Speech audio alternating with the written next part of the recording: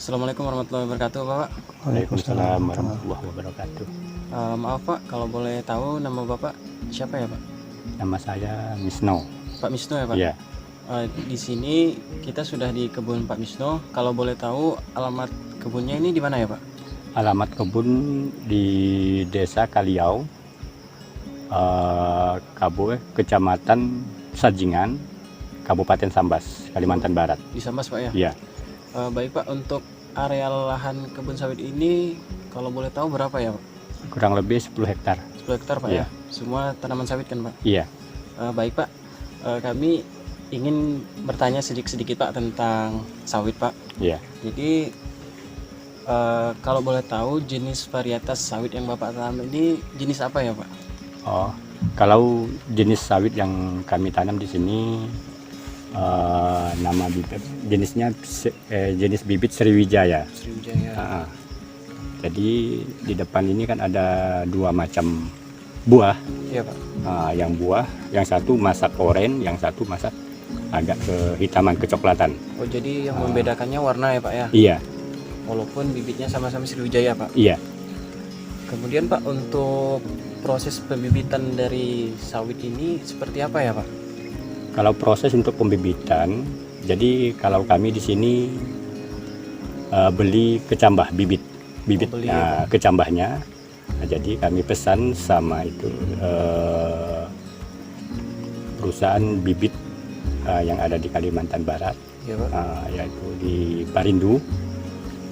Jadi kami pesan bibit kecambahnya, nanti sudah datang kecambah langsung kami masukkan itu, kami persiapkan polybag yang kecil. Iya Pak.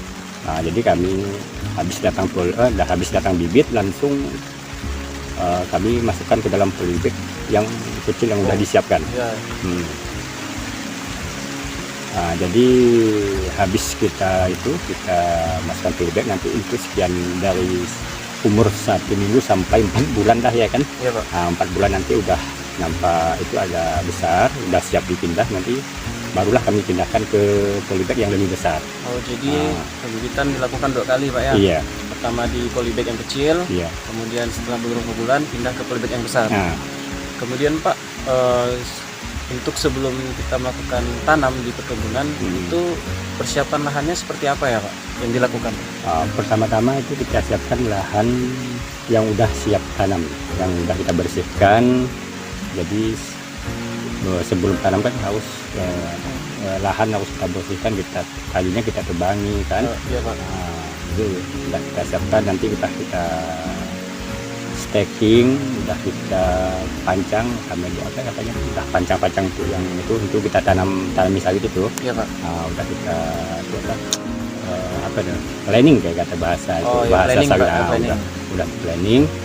Jadi habis di planning barulah kita nanti bawakan itu, angkutkan bibit. Oh. Ya. Kemudian Pak, sebelum ditanam itu tanahnya apakah diberi pupuk Pak? Ya jelas, tentu. Oh kalau boleh tahu pupuknya jenis apa ya Pak? Kalau untuk sebelum tanam itu kan kita siapkan itu pupuknya, pupuk SP36. Oh SP36. SP36 atau boleh juga itu kita pakai rock fosfat. Rock fosfat bisa juga tuh kita pakai, kita tabur. Iya Pak. Nanti sebelum kita tambang kita bikinkan lubang sesuai dengan ukuran yang ditentukan. Jadi kita kasih pupuk SP36 atau rock fosfat. Nanti barulah sudah itu baru kita masukkan bibit gitu. Oh iya. Iya. Oh, baik Pak, untuk masalah dari bibit sampai penanaman mungkin dari saya. Untuk pertanyaan selanjutnya nanti dari kawan-kawan ya Pak ya. Iya. Ya, saya ucapkan terima kasih Bapak. Ya, sama-sama. Baik, untuk selanjutnya Pak, kita akan membahas tentang pemeliharaan pada tanaman kelapa sawit. Untuk pertanyaan yang pertama, yaitu pemupukan. Jenis pupuk apa yang Bapak gunakan Pak? Oh ya, kalau untuk jenis pupuk yang dipakai itu biasa tergantung kepada masing-masing petani yang kebiasaannya itu pupuk apa gitu kan. Jadi kalau untuk saya sendiri, biasa kalau untuk pemupukan yang dipakai untuk sawit yang masih kecil, itu biasa kita pakai itu pupuk urea sama pupuk SP. Itu aja. Jadi 6. Ya. Jadi kalau udah selanjutnya kalau dia udah sampai ada buah, kalau bahasa sawit itu buah pasir, itu berarti kan dia udah istilahnya perlu pupuk yang lebih bagus gitu ya, yang lebih dosisnya lebih tinggi. Jadi udah kita pakai pupuk yang itu pupuk NPK yang kandungannya itu boleh 15 boleh 20 10 boleh. Itu kandungannya. Jadi untuk pemupukan yang kalau untuk 20 10 atau 15 itu untuk umur sawit yang udah umur 3 tahun sampai umur 6 tahun itu bisa dipakai. Kalau untuk sawit yang udah umur 7, 8 sampai 12 tahun sampai 10 tahun atau 12 tahun itu bisa kita pakai yang kandungan 12, 17 boleh juga dipakai yang kandungan yang itu kandungan pupuk K-nya itu kandungannya tinggi. Itu biasa kadang-kadang itu kan ada yang 16 kan 16 ada yang kandungannya itu pupuk itu jenis pokoknya yang itulah yang ada tuh yang kandungan K-nya tinggi, ada yang sampai K-nya itu 27. Pada plus boron itu macam-macam lah kan kalau untuk NPK kan. Jadi kalau untuk kami di sini biasa kami pakai itu kalau umur sawit yang kita lihat sekarang ini kan masih umur 6 tahun lebih. Jadi biasa kami pakai itu kandungannya yang 15, yang 12, 17. Itu biasa kami pakai. Ya Pak. Ya. Baik, untuk yang selanjutnya yaitu dosis pupuk Pak. Dosis pupuk yang digunakan. Dosis pupuk yang kita gunakan kalau untuk sawit yang masih di bawah umur, biasa kadang-kadang itu tergantung itu bisa 3 sampai setengah 3 on atau 300 gram kayak sampai 500 gram Untuk satu tanaman. Untuk satu tanaman kalau yang masih kecil. Kalau untuk sawit yang udah mulai berbuah itu umur 3 tahunan kan, itu biasa kita pakai dosis 1 kilo. 1 kilo. Satu tanaman, satu pokok kan. Jadi kalau sawit udah umur 4 sampai umur seterusnya lah kan nih. Kalau umur 4 sampai 6 tahun itu udah kita tambah lagi itu dosisnya kan. Jadi bisa kita gunakan dosis 1,5 kilo. 1,5 kilo untuk ya, satu tanaman. Untuk satu tanaman. Baik, untuk selanjutnya yaitu frekuensi pemberian pupuk dalam setahun Pak, berapa kali? Kalau untuk frekuensi pemberian pupuk dalam 1 tahun biasa itu kadang-kadang bisa dipakai 3 kali, bisa dipakai 4 kali. Ya tergantung masing-masing petani lah gitu kan. Jadi bisa dipakai 4, bisa dipakai 3.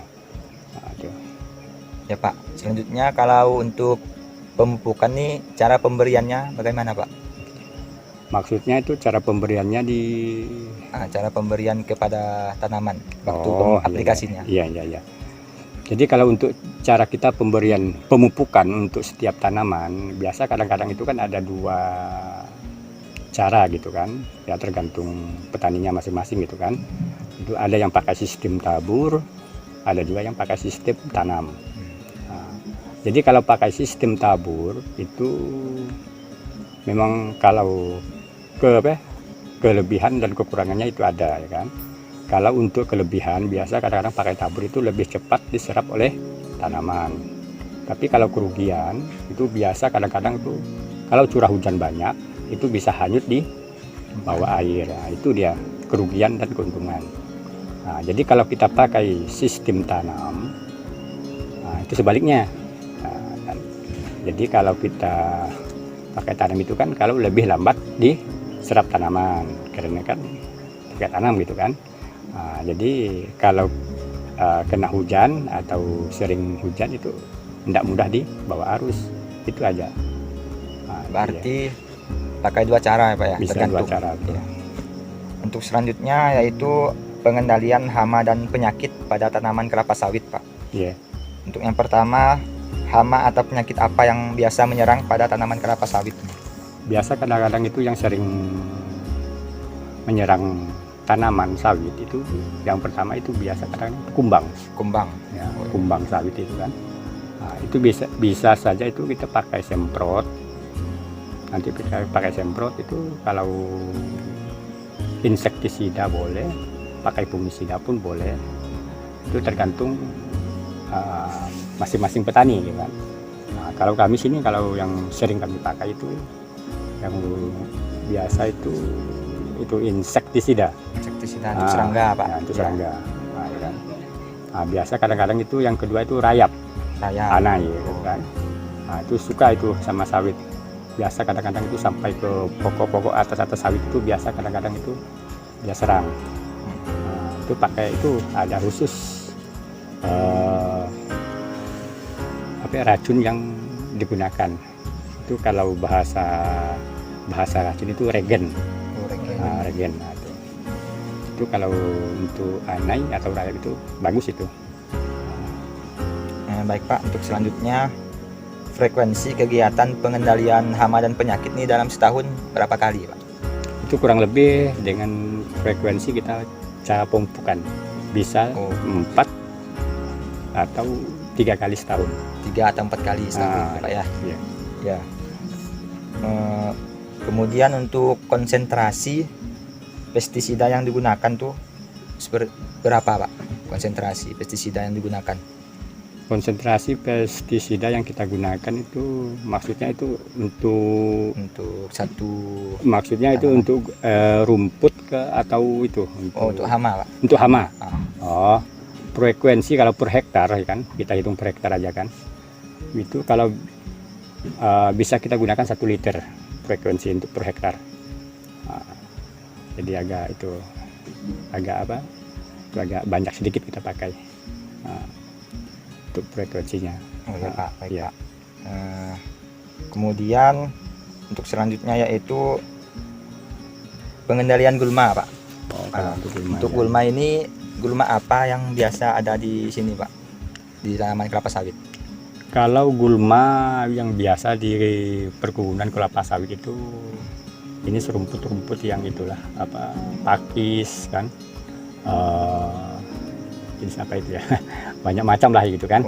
Nah, jadi Rumput-rumputan lah Pak ya. iya, Rumput-rumputan.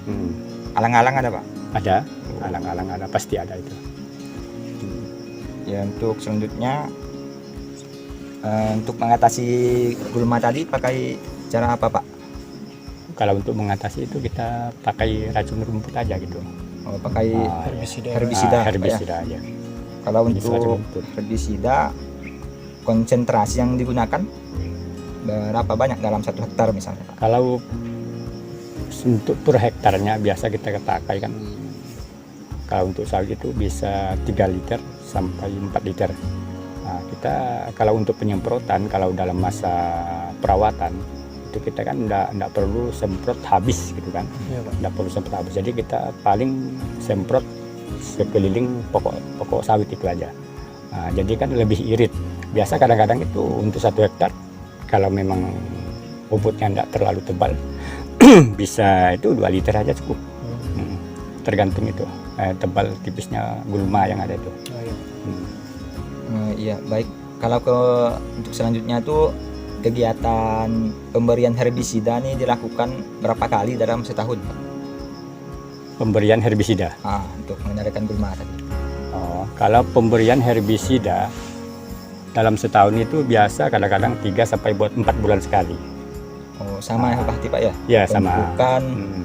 pengendalian penyakit sama gulma nih Nah, 3 cuman kan sampai 4 kali. Cuman jangka waktu karena tadi kan waktunya itu kurang lebih sama 3-4 bulan.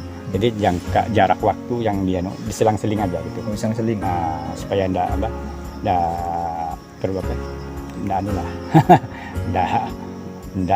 tabrakan gitu waktunya. Tabrakan. Iya. Ya, Pak. Baik. Untuk selanjutnya tuh kegiatan pemeliharaan biasa yang lain dilakukan ini seperti apa, Pak? Kegiatan yang umum dilakukan. Oh, kalau kegiatan maksudnya pembersihan pokok kelapa sawit itu kan. Nah, kegiatannya itu biasa kadang-kadang itu pembuangan dahan gitu kan. Nah, pertama tadi kan udah kita bersihkan tuh pertama sekali kan penyemprotan kan gulma gitu kan. Habis itu kalau udah umur sekian 3 tahun sampai 4 tahun itu kita udah perlu kita itu pembersihan pembuangan itu dahan kan. Nah, kita bersihkan dahan pokok batangnya itu. Nah, kita buang daunnya yang udah mati, yang udah kering kan, kita buang. Nah, jadi untuk selanjutnya gitulah. Terus yang penting kita tuh batang sawit itu kalau udah daunnya itu pelepahnya udah banyak tuh kita buang. Nah, kita buang.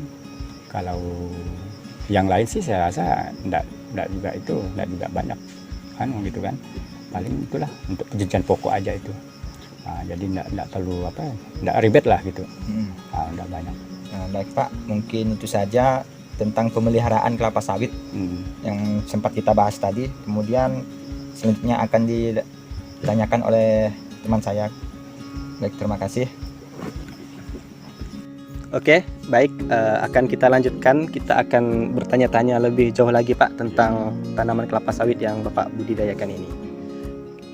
Adapun pertanyaan yang ini adalah sesi pertanyaan tentang hasil panen Pak. Yang pertama mungkin akan kami tanyakan itu terkait umur tanaman saat pertama kali panen, dan untuk tanaman Bapak yang sekarang ini sudah umur berapa tahun itu? Jadi gini, kalau untuk masalah hasil produksi atau kapan waktunya sawit ini bisa kita panen, maka lebihannya gini.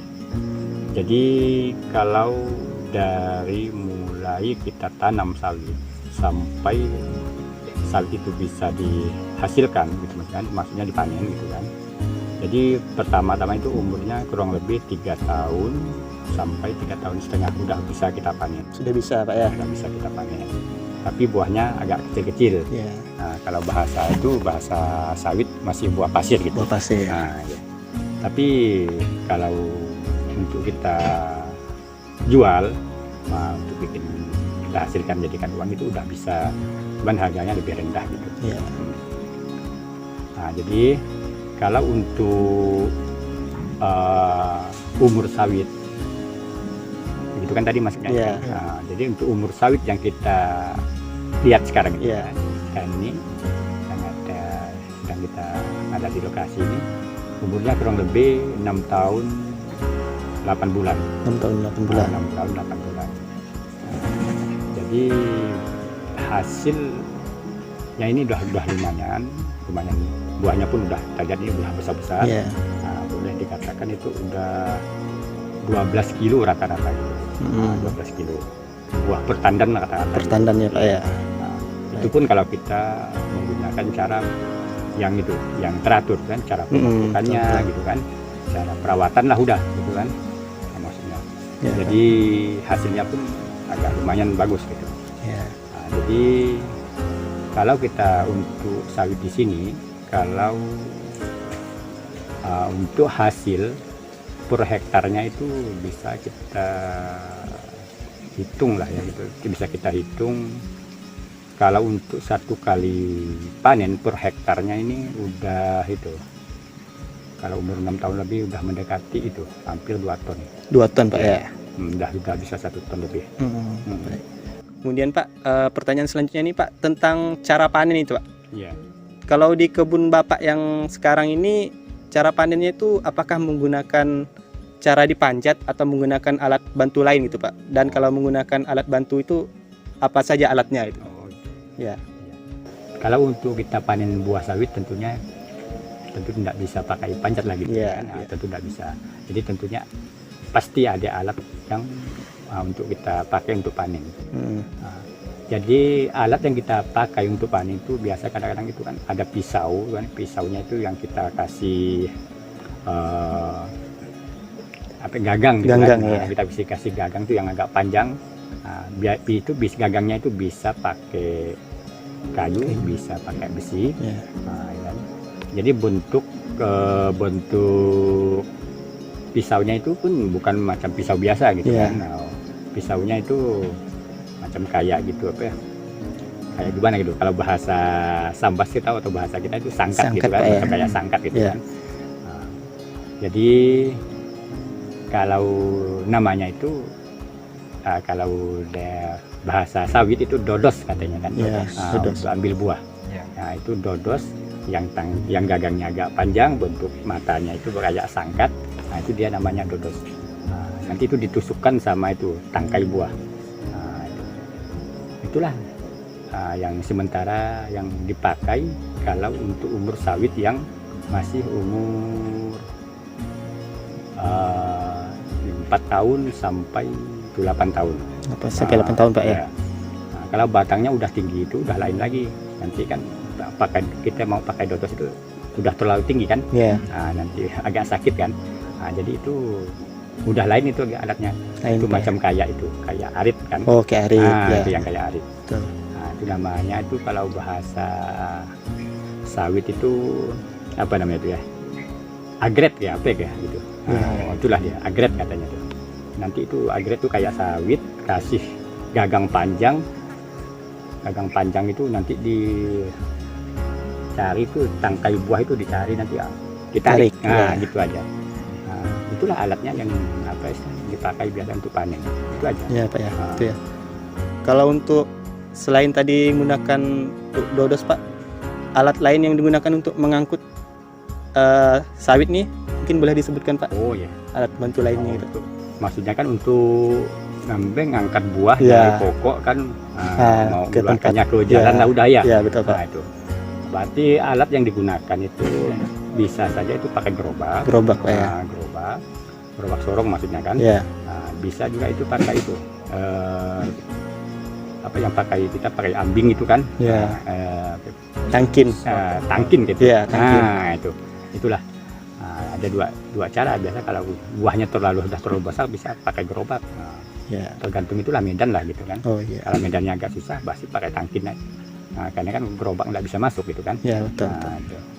Itu aja.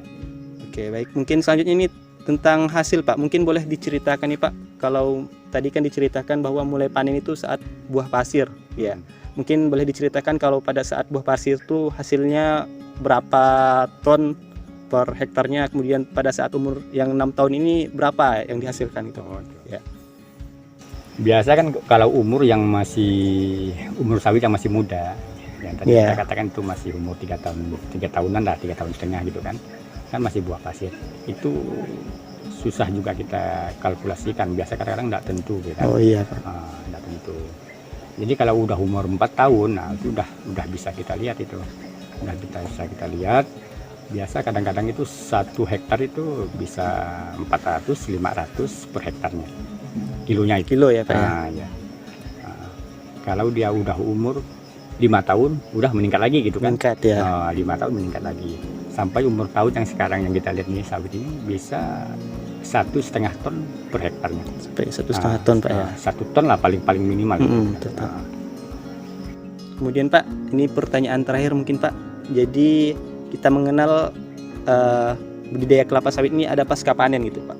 Yeah. Jadi setelah sawit ini kita panen, selanjutnya dibawa kemana ini Pak buah kelapa sawit ini? Kalau untuk khususnya Bapak lah gitu. Iya. Kalau kami di sini habis kita panen, kita muatkan truk itu kita angkut itu langsung kita jual tuh ke pabrik. Pabrik langsung Pak ya. Enggak kita melewati cangkau itu enggak. Iya. Jadi langsung ke pabrik aja. Soalnya kan buah udah lumayan banyak gitu kan. Oh iya. Kalau kita berikan sama cangkau hitungannya udah beda. Iya betul. Itu aja. Oke. Baik Pak, mungkin terima kasih kepada Bapak. Kami bertiga mengucapkan banyak-banyak terima kasih kepada Bapak yang sudah meluangkan waktunya ya. Iya. dan bisa mengajarkan kita juga tadi tentang cara kita panen, kemudian pengangkutan panen dan banyak hal lainnya. Iya. Mungkin saya kembalikan kepada kawan saya. Baik Pak, jadi dari awal sudah kita bahas mulai dari pembibitan, penyerapan bibit sampai hasil panen, pasca panen. Alhamdulillah kami mendapat ilmu yang bermanfaat dari Bapak, sangat bermanfaat. Semoga kedepannya Bapak lebih sukses dalam menjalankan usaha sawit ini dan banyak menginspirasi petani-petani lain agar lebih maju. Baik Pak, sekali lagi kami ucapkan terima kasih. Kami akhiri. Wassalamualaikum warahmatullahi wabarakatuh. Waalaikumsalam warahmatullahi wabarakatuh.